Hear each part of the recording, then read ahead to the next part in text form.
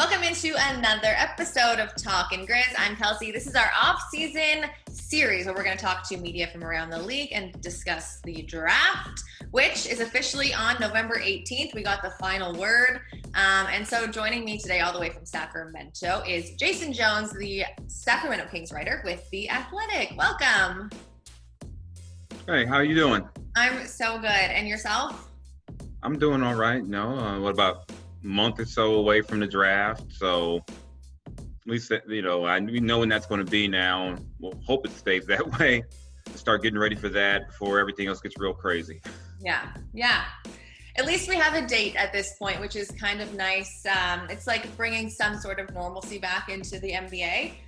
So with that, it was just announced that the Sacramento Kings got a new GM. He's coming over from the Houston Rockets. He'd been there since 2007 in his newest role as assistant GM since 2018. So as we approach this about 1 month away draft and the Kings have that number 12 pick, does his hiring change this draft decision for the Kings? The way he kind of works? I know he's a super analytical guy. He's super into strategy. He's gotten acclaimed for that. Does it change anything? I don't think so, just because if you're Monte McNair coming over from Houston, the main thing you want to do is build up the talent base.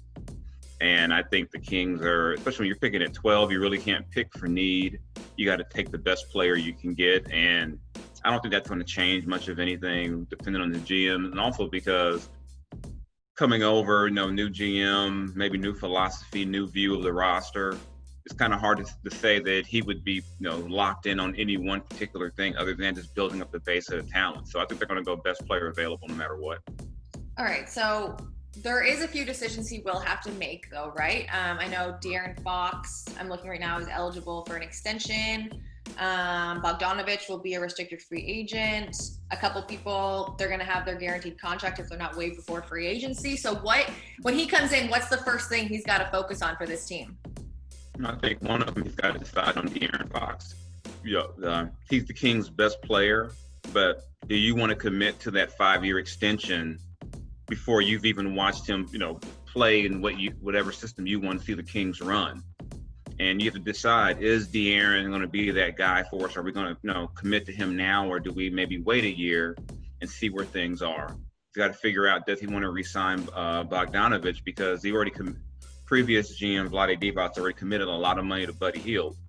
Even though Buddy's was coming off the bench, he's still going to make about $25 million next season. And do you then turn around and commit a multi-year deal to the guy who starts ahead of him and look at paying $40 to $50 million a year just at one position when you're a below 500 team? So there's a lot to think about along those lines. Nemanja Bjelica, do you pick up his option and keep him? Yeah, just a lot to go through right now on top of the big contracts they already have. All right, and then on top of all those contracts, in addition, is that number 12 draft. So in your opinion, what does this roster look like next year? If you were kind of in this GM position, what does the roster look like next year? And do you have any idea of who you would like to see them draft in that number 12 spot? This is where it's tough, because I know what I would do. I would probably lean more toward, this. I don't know how much better this group can get. Buddy's 27, 28. Harrison Barnes is in the same range. Bogdanovich is in the same range. Really, your only two really young players there are Fox and Marvin Bagley. So I'd almost lean toward, maybe can we get off some of these veteran deals and just go super young? It's going to, they have the longest active playoff less streak. They haven't made the playoffs since 2006. So I know there's going to be pressure to break that streak, but I don't know if this group can do that anyway. So maybe you just start all over and I find some young wing players. Maybe you get one in the draft, you're looking free agency, you just try to find some guys who fit better. And maybe in 2 years, you're in a better spot than you are right now. All right. So you think if in your opinion, if this was you would kind of get rid of some of the older guys, bring in some young talent, so that in that number 12 spot, you're just bringing in the best talent, doesn't matter what position, just young, and kind of start that rebuild for the Kings. Right, yeah, whether it be, one of the forwards, guys from Florida State, whether it be Neesmith from Vanderbilt, just get somebody young, athletic, and let them grow with this group. I mean, De'Aaron's going into his 4th season. Marvin Bagley is going into his 3rd season, but he's only played in 75 games. So he really is, you know, a lot of the vets joke you're still a rookie till you play 82.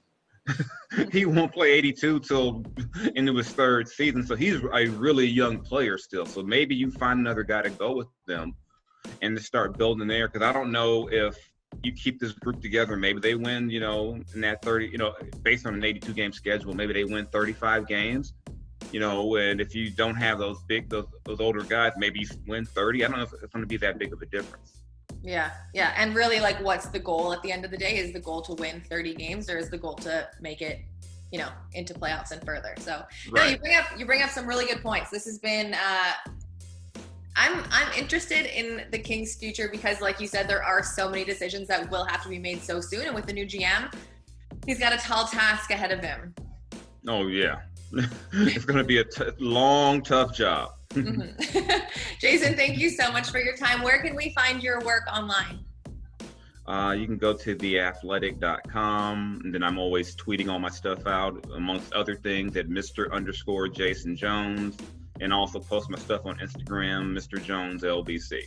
Perfect. We'll be sure to tag you. Thank you so much for your time. And Memphis Grizzlies fans, you can get all the Grizzlies coverage on grindcitymedia.com.